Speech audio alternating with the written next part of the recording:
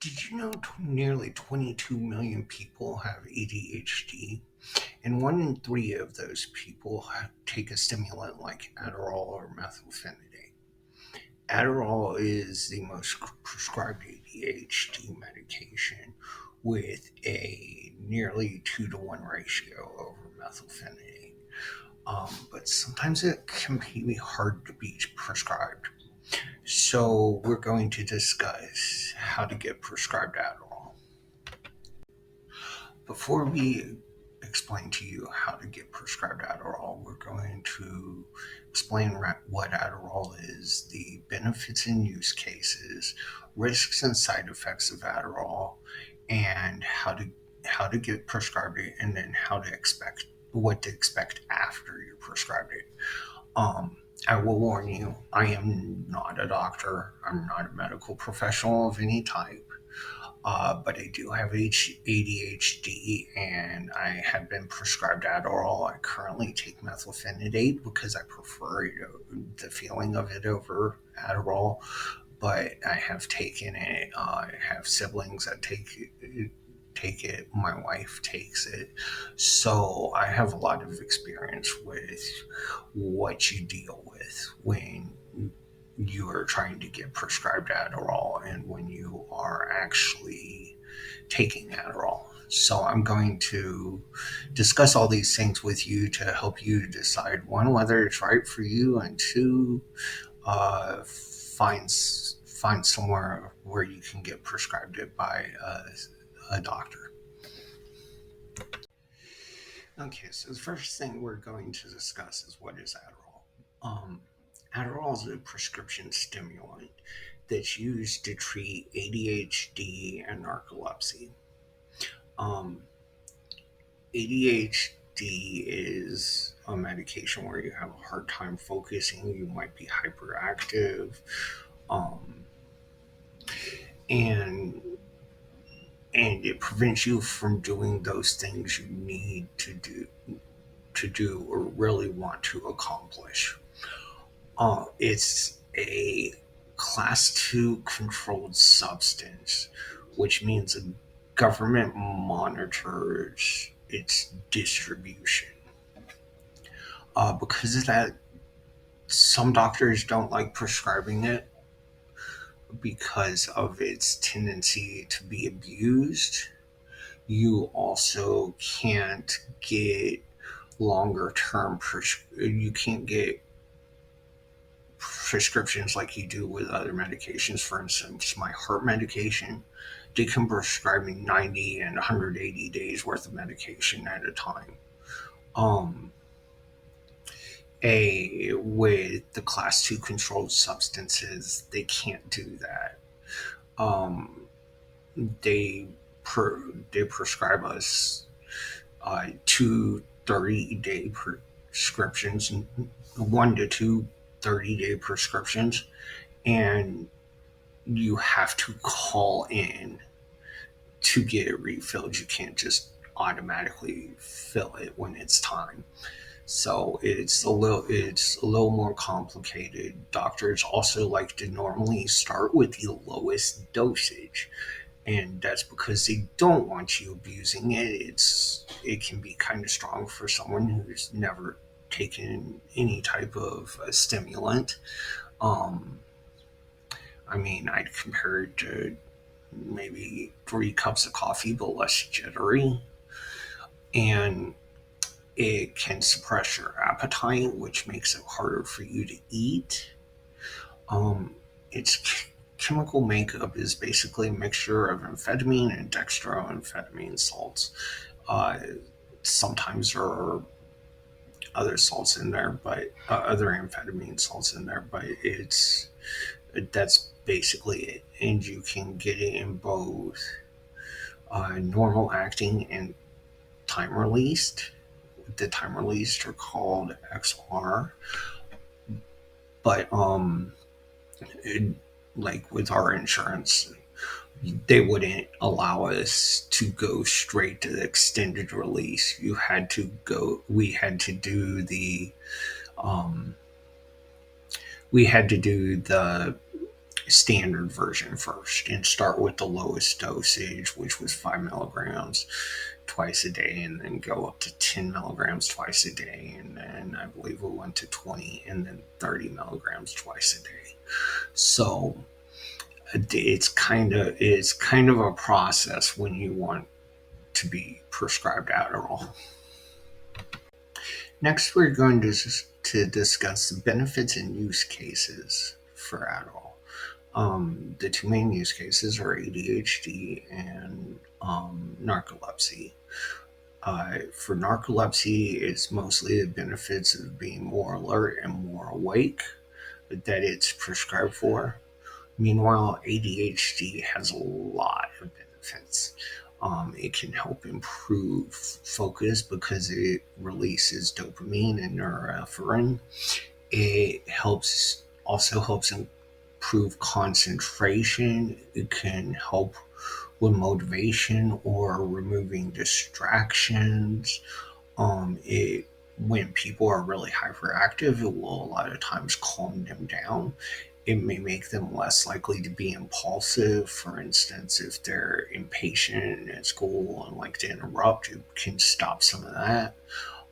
It can help improve performance because it helps people feel more laser focused a lot of times.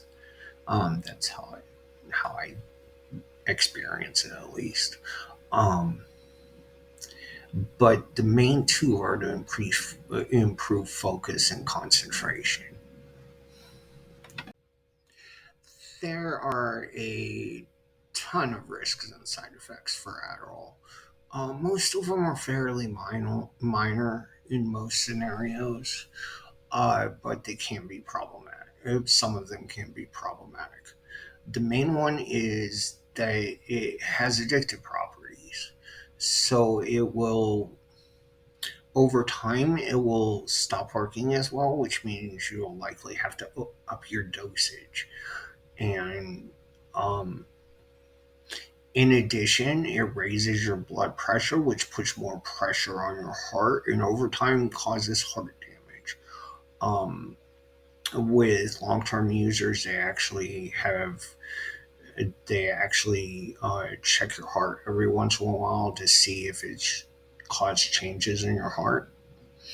Dehydration is really common because you might not drink enough water and it dries you out because it's salt and amphetamine. There's also nausea, headaches, insomnia, and weight loss can happen because you don't eat as much. Chest pain might occur, and that's probably an indication that's causing you a heart problem.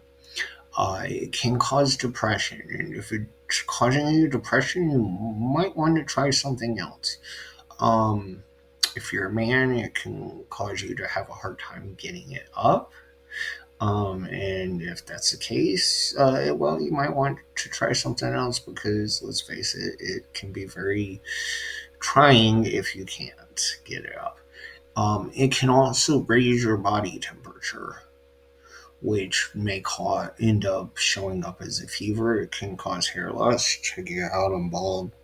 Um, I It can cause psychosis in people. If it causes psychosis in you, you probably shouldn't be taking it. It may also create rapid breathing and akathisia. Um, I don't know exactly what that is, but I'm just sharing the side effects. Constipation, tachycardia, that's a heart issue, I believe. Stomach aches, dizziness, that's a lot of times going to be from actual dehydration. Fatigue, because it is stimulating you. When it stops working, you may feel tired from it. In addition, when you first wake up, you may feel extra groggy and need some help with that. It can cause seizures. It can also cause hallucinations, especially if you're dealing with insomnia and you stay up for multiple days. It can cause aggression, and as I mentioned before, heart damage. It can also cause heart attacks and strokes. So there are some risks, and you do need to be listening to your body if you're going to take Adderall. You need to make sure that you're actually like taking care of yourself, because a lot of like the combination of raised blood pressure, dehydration, and not eating and getting the nutrients you need, that can be really bad. I mean, I eat most of the time. Like, it doesn't impact my appetite, but a lot of people it does. But then again, I just eat. I'll eat just because I know I need to eat every 4 to 6 hours to maintain my mental health, because I find low blood sugar is something that really impacts my mental health. All right, this is the moment you've all been waiting for. I'm going to tell you how to get prescribed Adderall. Um, it's fairly easy. The first thing you're going to want to do is you're going to ask somebody that you know who is already prescribed Adderall what doctor they go to. Um, a lot of doctors don't like prescribing it, and if you don't either have a previous prescription for it or some kind of a reason why they genuinely believe it's the best solution for you, they won't prescribe to you. So you want to find someone who's already predisposed to willingly prescribe Adderall. And the best way to do that is ask people who are prescribed it. Um, then you're going to want to make a doctor's appointment depending on where you live. That can take some time. Um, Also, depending on whether you have insurance or not and what type of insurance, you may have to find a doctor that's in your network, which can be challenging. Well, insurance companies have lists of approved prescribers on their websites normally. So then, once you go to the doctor's appointment, you'll have to fill out a bunch of paperwork. And then you'll meet with the psychiatrist, and you'll describe your issues in any previous diagnosis you've had. If you've tried certain medications before, you'll want to tell them what worked well for you and what didn't. Um, so you basically this is a section where you're proving like why you need it. So it's going to go something like, "Hi, my name's Brandon Baushi. I'm having a really hard time focusing. There's a lot of distractions in my house because I work from home and I have a wife and kid that don't work, and they like to do whatever they want to do, and a lot of times they're really noisy about it, so it makes it really hard for me to focus. Um, I need something that will help me focus." They'll likely ask you about whether you have any addiction issues or anything like that. If you do, they won't prescribe addictive drugs to you. But if you don't, just tell them no, and it will be okay. And you can specifically ask for Adderall. But if you're asking for Adderall as a new patient and have never been prescribed, have no proof of being prescribed it before, just ask for the lowest non-time release dose. If you ask for anything more, it's likely going to get rejected by the insurance company, and it's going to be a huge process. When you ask for the lowest dose, most of the time insurance companies won't give you a hard time. They'll approve it fairly quickly. And then over time, as your doctor and you establish what you need to really be focused and at a peak performance level, they'll adjust the dosages, which I'll discuss more next. After you get prescribed Adderall, there's some things you should be aware of. First of all, Don't take it less than 6 hours before whatever time you want to go to sleep. Uh, there's a good chance that, especially at first, it will keep you awake longer than you expect. So I'd start with at least 6 hours beforehand and then adjust as needed. Sometimes it might be might be 8 hours for some people. It might be 4 hours for some people. It just varies based on each person and how easy of a time they have sleeping. Um, some doctors will prescribe you sleep medication to help you go to sleep when you're prescribed Adderall, but do you really want to have to take another drug just to be able to go to sleep as well? Um, the first time that you get an Adderall prescription, it might take a while because the doctor has to prove the basis for it and everything. And depending on how responsive they are, sometimes that can be really fast, and sometimes it can take a week or two or longer. Um, you'll also have to have monthly psychiatry appointments.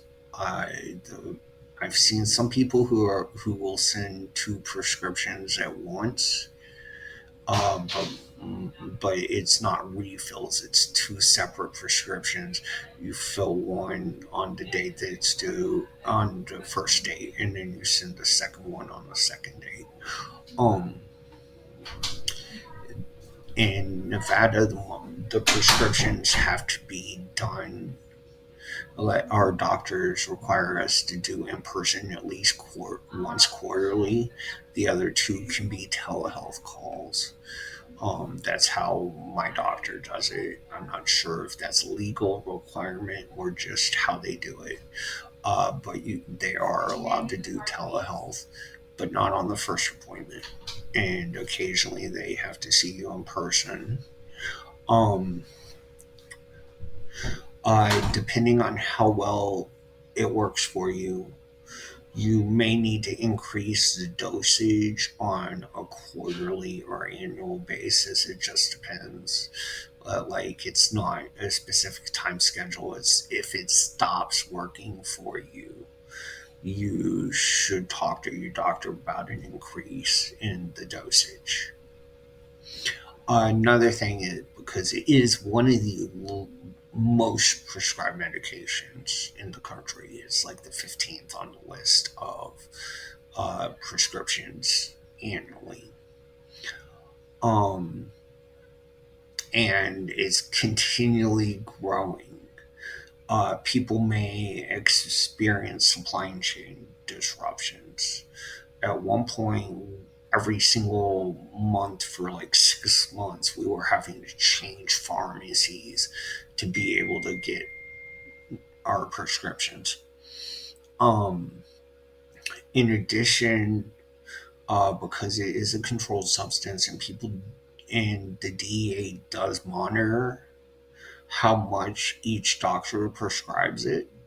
If a doctor prescribes too much Adderall in comparison to what other doctors do, um, you may have to change doctors. We had that happen one time, and that basically made it where we had to start the whole cycle over. It was a real challenge, and but that's some of the stuff that happens. Which is why a lot of doctors don't like prescribing it. I hope this video has helped you understand a little more about what the process you normally go through is and how to get prescribed Adderall. Um, there are alternatives that a lot of people like as well. So if you don't like Adderall or you feel like there might be a better solution for you, I strongly recommend talking with your doctor to see what other options there are.